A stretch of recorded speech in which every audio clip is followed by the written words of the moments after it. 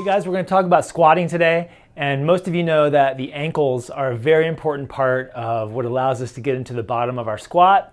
Because squatting is such a predictive movement when it comes to injury risk, I end up working on a lot of people's squat form, and the ankles are a huge barrier for people. The way I like to demonstrate this is if you squat towards full depth, initiating from your hips, then your knees. If you don't let your ankles come into the picture at the bottom of the squat and you stay too far in the back seat, your spine will start to round and you'll end up too inclined forward.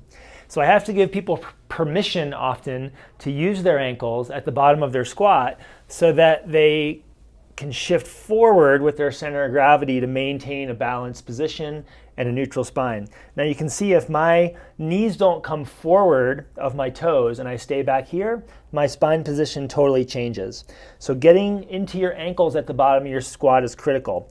A lot of people don't have the mobility to do that. So if the camera comes this way, I want to show you one of my favorite tricks. You're going to lose me here out of the frame, but I'm going to show you what I like to encourage is to get people to actually let their heels come off the ground so that their center of gravity is far enough forward that they can create this angle from the foot to the lower leg, and then they can reverse engineer getting their heels to go down to the ground. So one of the first things I encourage people to do is just get into a position where they can work on this. Once they're sort of hanging on their soft tissue and they're on their ankle joint and they're mobilizing the tissue around their ankle joint, I'll encourage them to invert and evert their ankles, kind of going in and out. And gradually, their heels will start to get lower and lower and lower to the ground as they do that. I like to encourage a minute or two of inversion, eversion. That'll start the process of helping your ankles loosen up. But notice that my knees are way forward of my toes. They're like 12 inches forward of my toes because my heels are still off the ground. So there's a lot of torque going down through the soft tissue here. Once I've done my in and out, inversion, eversion, then I'm going to do some contract relax to encourage more movement. So the first thing I'll do is I'll push down like I'm pushing the ball of my foot into the floor to contract the tissues in the back of my leg. It's like kind of like pushing into the gas pedal of your car. Hold that about 10 seconds. Then I'm going to pull up with my toes and my shin muscle as if I'm trying to close the angle here. I'm trying to dorsiflex, actively dorsiflex my ankle.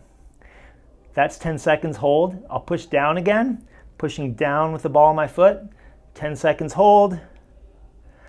Then I'm going to pull up again, 10 seconds hold, and I'll cycle through that 3 or 4 times for another full minute until I feel like I've gotten the maximum stretch out of my ankle. Only then will I sit back into my full squat, if the camera backs away, and get my ankles down to the floor.